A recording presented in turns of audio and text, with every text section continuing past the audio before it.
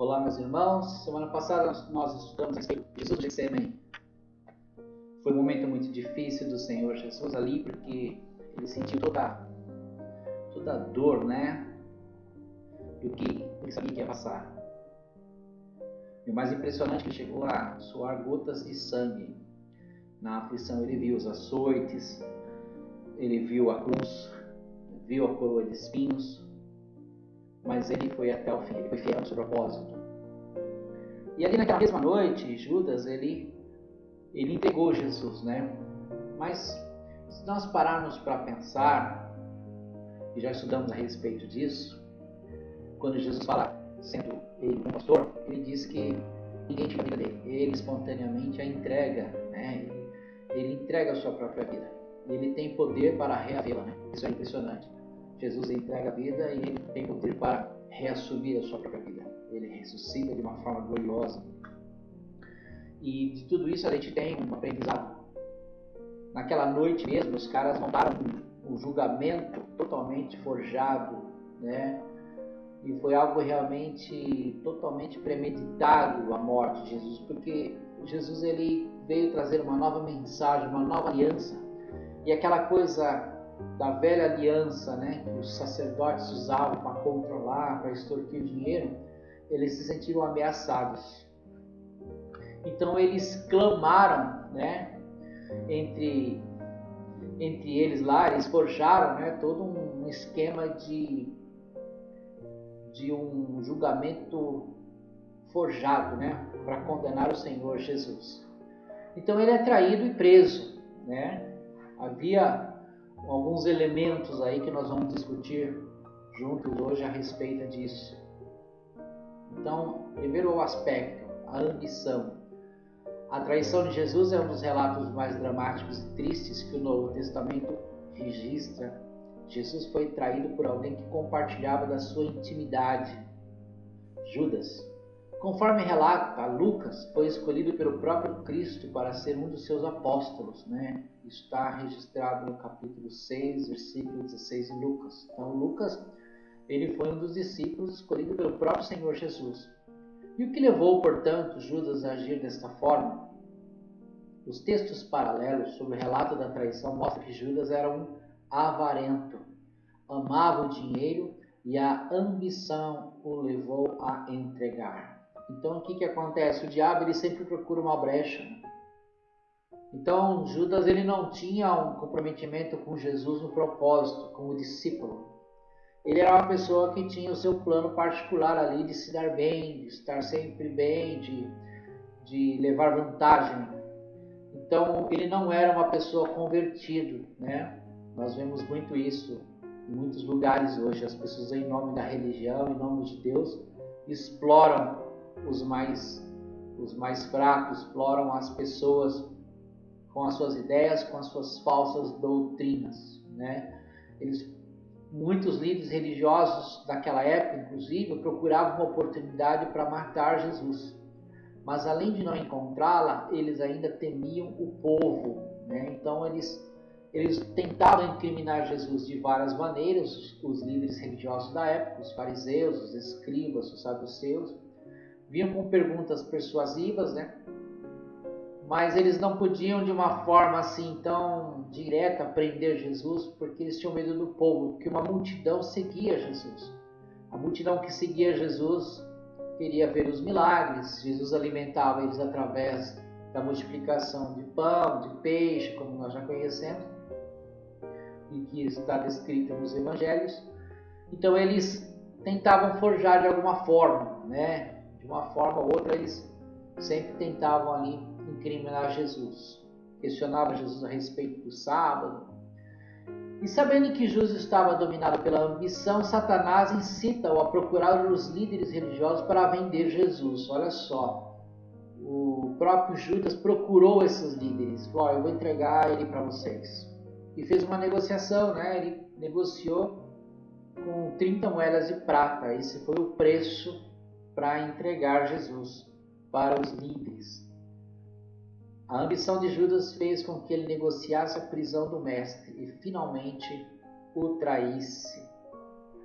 Isso foi muito muito vergonhoso, né? E muito triste, né? Você imagine ser entregue de uma forma assim tão terrível por uma pessoa que andava, viajava, né? Fazia tudo com você. É uma coisa assim terrível esse tipo de traição. Jesus sentiu isso.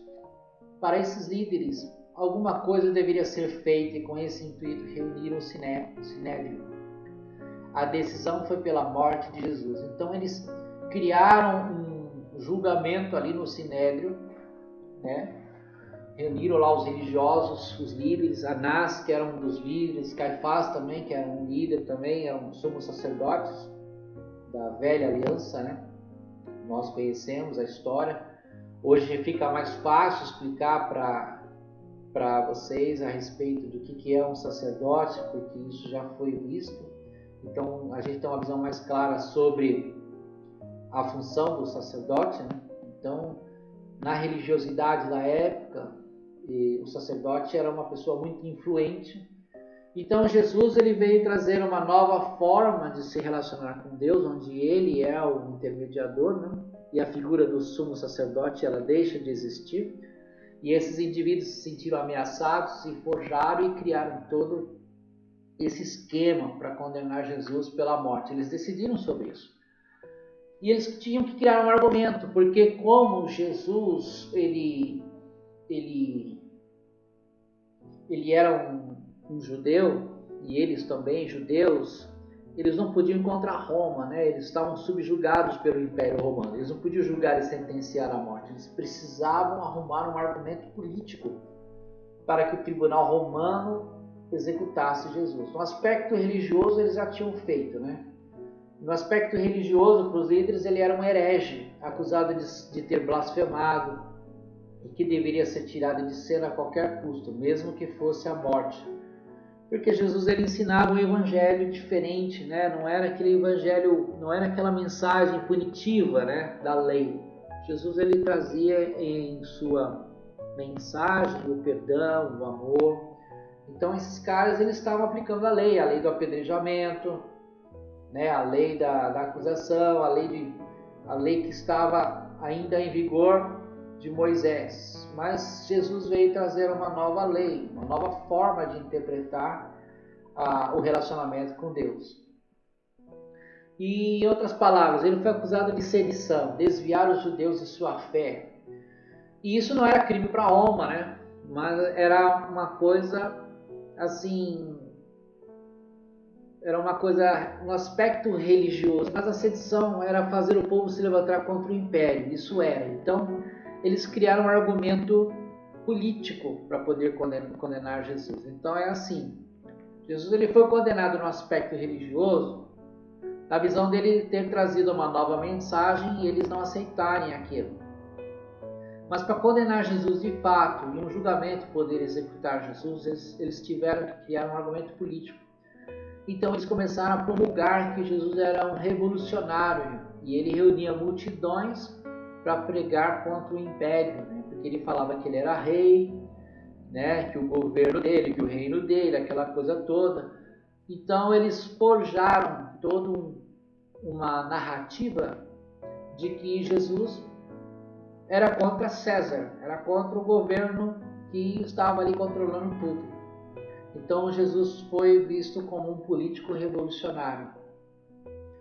E isso trouxe duas esferas, né? A religiosa e a política, como acabei de mencionar.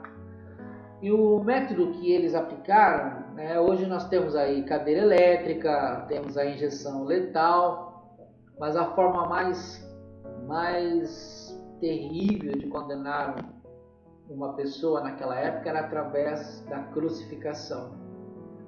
Isso foi imposto pelo Império Romano. E a mensagem que o Império Romano passava era bem clara. Isso aconteceria com quem se levantava contra o Estado. Porque quando Roma conquistava uma nação, eles não destruíam tudo. Eles colocavam soldados fortemente armados e cobravam impostos. Então as pessoas continuavam nas suas terras, exercendo as suas atividades, mas pagavam impostos altíssimos para o império. Então, era uma nação subjugada, né? Era uma nação escrava. né? Eles não tinham controle, domínio próprio de suas atividades. O governo, por exemplo, o rei de Israel na época era Herodes, mas Herodes não comandava nada, né? A sua polícia local lá, o seu exército local era limitado, restrito a simplesmente uma guarda real. Na verdade, quem era o poder bélico da época era o de Roma, que tinha conquistado Jerusalém, e os soldados que estavam ali eram romanos. Então, para acusar Jesus e condenar Jesus à morte, eles tinham que colocar Jesus como uma pessoa que se levantava contra esse governo. E foi o que eles fizeram. Forjaram todo um esquema para Jesus ser um revolucionário contra o Estado, né? E hoje, na visão da morte de Jesus, as pessoas têm aí várias perspectivas de entendimento, né? Para muitos críticos, Jesus não passou de um mártir, igual Tiradentes, né? As pessoas olham Jesus dessa forma, como foram tantos outros líderes judeus que viveram antes dele.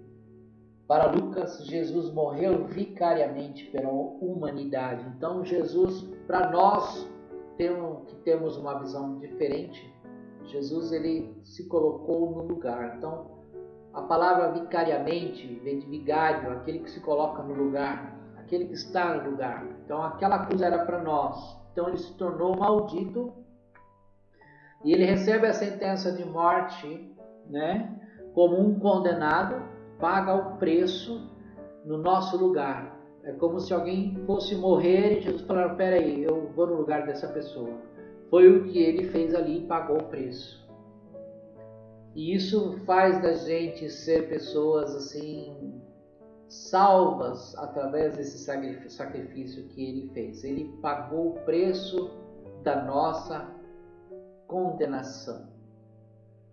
É um fato histórico que Jesus foi condenado pelos líderes religiosos e executado pelas leis romanas. Todavia, devemos lembrar de que a causa primeira que levou Jesus de fato à cruz foram os nossos pecados, né? O apóstolo Paulo também destaca esse fato. Aquele que não conheceu o pecado o fez pecado por nós, para que nele fôssemos feitos pela justiça de Deus. A cruz resolveu o problema do pecado e todos nós finalmente podemos desfrutar a paz com Deus. Isso é o resumo de toda a história do Velho e do Novo Testamento. Quando o Velho Testamento aponta para o Cordeiro, está apontando para Jesus nesse momento. Ele foi levado como um cordeiro para o abatedouro. Jesus, ele representa o sacerdote, ele é o sacerdote real, é o sumo sacerdote. Em Hebreus fala que ele é o que fez a expiação definitiva por todos os pecados da humanidade. Jesus representa o amor incondicional de Deus para com os homens. Então todo esse projeto de salvação, desde que nós estudamos lá no Gênesis, né, o símbolo do Cordeiro, o símbolo do sacrifício, nós estudamos a respeito das leis, dos profetas, estudamos sobre os costumes, sobre o tabernáculo, sobre as pragas do Egito, quando morre o primogênito e aquele que coloca o sangue do cordeiro nos umbrais, ele é salvo. Então, todos os elementos, o pão, o vinho, né, os feriados, a Páscoa, tudo aponta para esse momento de Jesus no Calvário. E quando Jesus morre, né, acontecem coisas incríveis, a terra se escurece, as tumbas abrem, pessoas ressuscitam. E tem um evento muito incrível que acontece. No templo, né, que era o templo de Salomão, que na época tinha sido reformado por Herodes, que era um templo magnífico, tinha um véu enorme, que era um tecido grosso, que separava o ambiente do Santo dos Santos, né? O átrio do Santo dos Santos, que era o lugar onde só o sumo sacerdote entrava. Quando Jesus morre na cruz, esse véu ele é rasgado de cima para baixo. Ele é um véu grande, é uma cortina grande. e ele é rasgado. Então o que acontece? Aquele lugar que nós estudamos lá no tabernáculo, que era um lugar que uma vez por ano o sumo sacerdote entrava para fazer expiação dos pecados, agora não tem mais sumo sacerdote para entrar ali. Um homem não entra mais naquele lugar porque ele está aberto, é um lugar aberto. Então, qualquer pessoa, eu, você, através da oração, nós entramos no Santo dos Santos de Deus. Qualquer pessoa pode chegar e fazer o papel de sacerdote quando nós oramos um pelos outros, que o Senhor Jesus diz, orai um pelos outros. Então, quando nós nos achegamos a Deus, nos achegamos no tribunal do Altíssimo, e ali nós podemos diretamente falar com Ele. Então, a morte de Jesus, ela trouxe várias coisas que mudaram, em relação aos costumes, às formas. Mas os judeus não aceitaram, até hoje estão esperando o Messias deles, eles estão querendo continuar fazendo o sacrifício, estão voltando a fazer o sacrifício, eles querem reconstruir o templo novamente, para voltar às práticas, aos seus costumes. Eles não aceitam que Jesus veio e mudou tudo isso. Eles não enxergam que tudo isso que eles fazem, que eles faziam desde a antiguidade, desde a época de Davi, de Salomão, dos profetas, apontava para o Senhor Jesus. E Jesus, ele morre às 3 horas da tarde, porque tinha um cordeiro que era sacrificado às 9 da manhã, e também tinha um cordeiro que era sacrificado às 3 horas da tarde. Então, Jesus não podia morrer num outro horário, ele tinha que morrer às 3 horas da tarde. Então ele olha, quando está crucificado no sol, a posição do sol, e ele sabe que hora que é, e ele fala, Senhor, agora eu entrego o meu espírito, Pai, entrego o meu espírito. Então, Jesus, ele morre ali, ele tem horário, ele não podia ter morrido antes, ele não podia ter morrido quando ele foi linchado lá no julgamento, porque no julgamento bateram nele, ele foi linchado por aproximadamente 70 pessoas.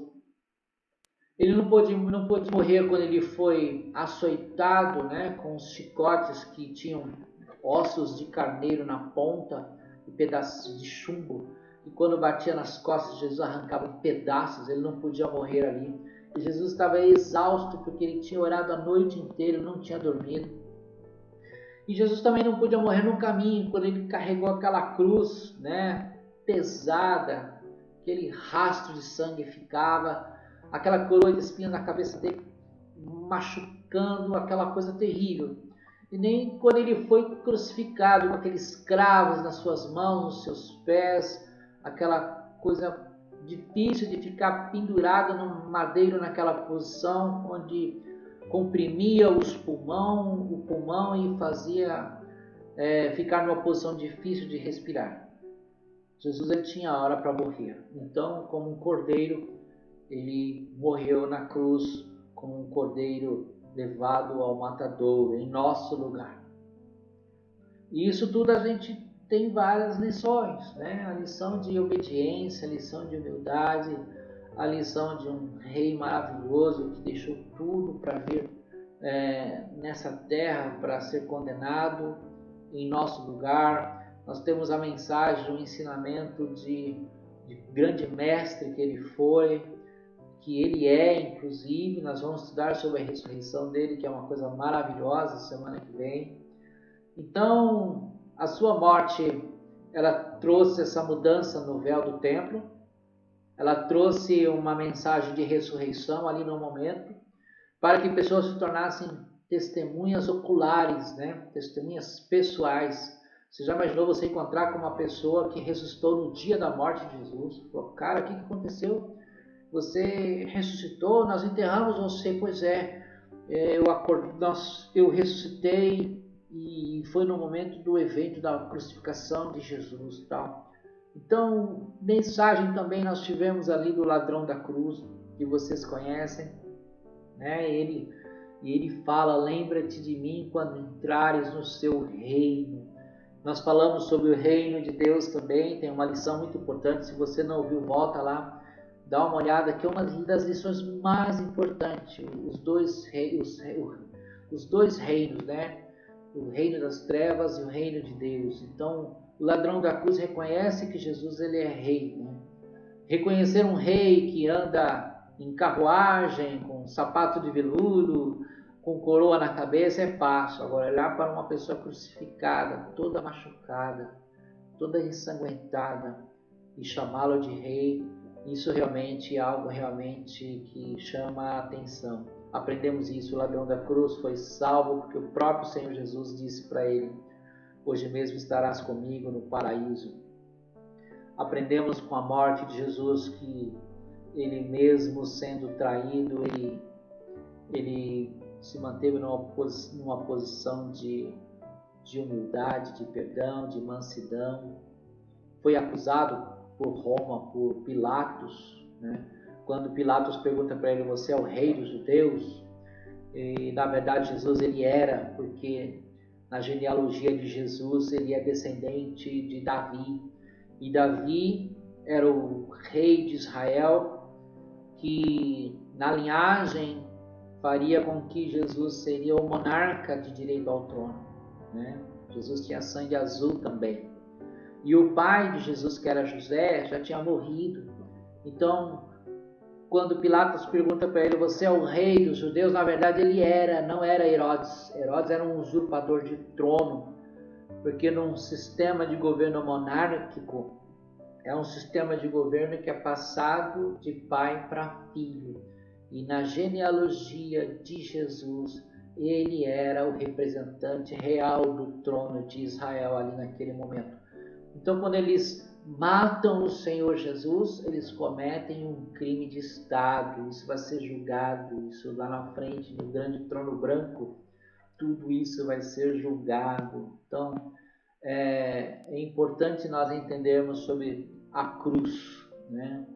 A cruz ela é um lugar de maldição, mas Jesus é tão bom, tão maravilhoso, tão incrível, que ele transforma a maldição terrível de morte num símbolo, né? Hoje, quando nós olhamos para a cruz, nós lembramos do cristianismo, nós lembramos de séculos e séculos de uma igreja que está viva hoje, até os dias de hoje, e que proclamamos esse evangelho tão maravilhoso que é o evangelho do Senhor Jesus, seus ensinamentos, a sua personalidade, o seu objetivo, suas palavras, o seu governo que é eterno.